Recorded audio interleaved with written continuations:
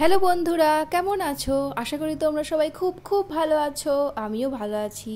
প্রবাসে খাঁটি বাঙালি চ্যানেলে তোমাদের সবাইকে আবারও অনেক অনেক স্বাগত জানাই। এই দিনটি ছিল রবিবার। তো আমরা দুজনে আর ওর অফিসের কয়েকজন কলিগ মিলে বেড়াতে গিয়েছিলাম বাগো। তো ভাবলাম বাড়িতেও দোল পূর্ণিমা চলছে, তো আমরাও সেই উপলক্ষে একটু বেরিয়ে আসি। আর যেহেতু রবিবার ছিল, ছুটির দিন, তো অনেকেই রাজি ছিল একসাথে বেরিয়ে আসার জন্য। তো এই যে আমাদের রওনা শুরু হয়ে গেছে।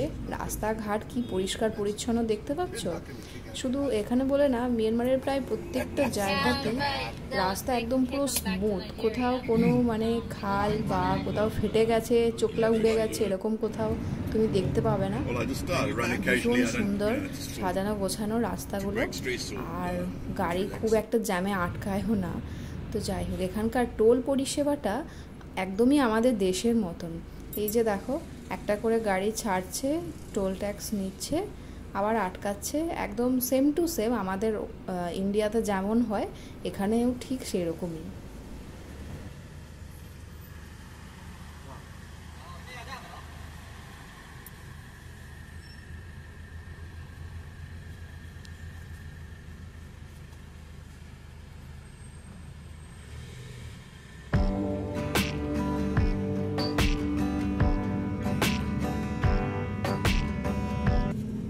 বাগো হচ্ছে পাগোডার জন্য ভীষণই বিখ্যাত একটা জায়গা মিয়ানমারের।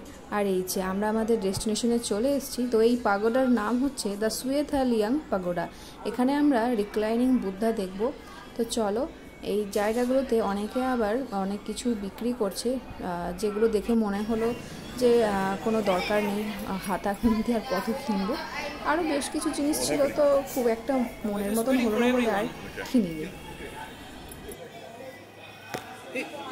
তো একদম শুরুতেই গৌতম বুদ্ধের এই যে দুটি পা, কি সুন্দর না তলাগুলো ডিজাইন করা। তো পা দুটো যদি এখানে সমানভাবে রাখা থাকতো, তার মানে এটা ধরে নেওয়া হতো যে এটা ঘুমন্ত বুদ্ধ মূর্তি। যেহেতু পাগুলো সমানভাবে নেই, অসমান, তার মানে এটি ঘুমন্ত বুদ্ধ মূর্তি নয়।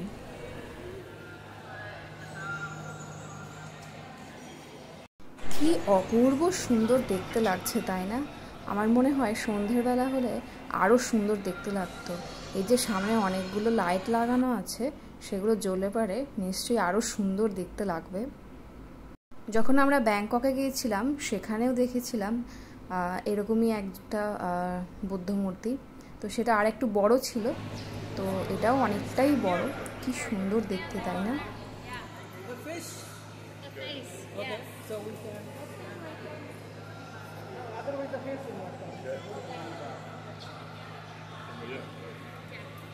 তো এই যে এখানে অনেকেই বসে বুদ্ধ মূর্তিটিকে প্রণাম করছেন, আবার অনেকে জপের মালা নিয়ে এসে জপও করছেন।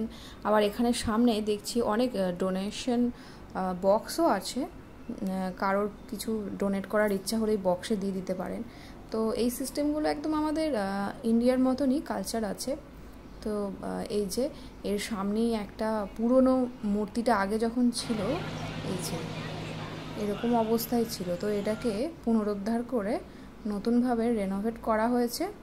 আর এখানে দেওয়া আছে এই মূর্তিটার length, height, face, ear, eye, কত মিটার, কত ফিট, এটা একটা চার্ট করা আছে। তো এখানে অনেককেই দেখছিলাম এই ঘন্টাটা বাজাতে। আমরা এবার কেন বাজাই, চলো আমরাও শুরু করে দিলাম।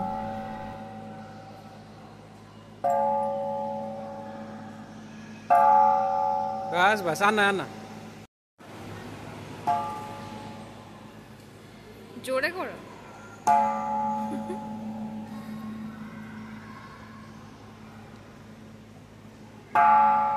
তিনবার বাজানোর নিয়ম।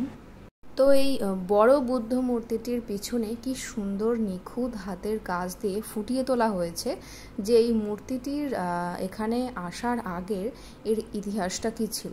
তো এখানে নিচেতে বার্মিজে, ইংলিশে সমস্ত গল্পগুলো লেখা আছে।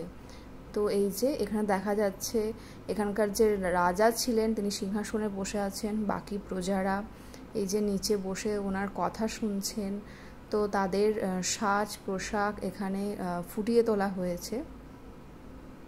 কি অপূর্ব সুন্দর দেখতে লাগছে। আর এখানকার হাতের কাজগুলো এত দারুণ।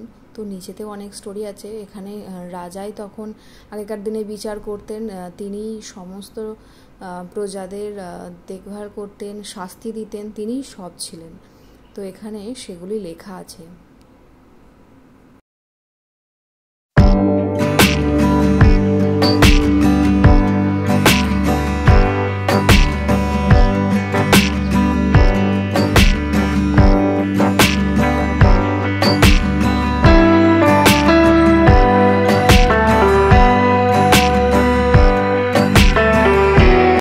তো ফার্স্ট পাগোডা আমাদের দেখা কমপ্লিট। পরের পাগোডায় যাব, তো সেটা অন্য একটা ভিডিওতে দেখাবো তোমাদের। এই যে এখানে আবার অটো সার্ভিস দেখতে পাচ্ছ, আমাদের ইন্ডিয়ার মতন। তো বাগোতে এই অটো সার্ভিসটা প্রচুর আছে দেখছি, যেটা আবার ইয়াঙ্গনে নেই। এই যে এখানে আবার অনেক কিছু লাইন দিয়ে বিক্রি হচ্ছে, আবার দেখছি আরশোলাও বিক্রি হচ্ছে। চলো তাহলে আজকের ভিডিওটি এখানেই শেষ করছি, ফিরে আসছি অন্য একদিন নতুন একটি ভিডিও নিয়ে।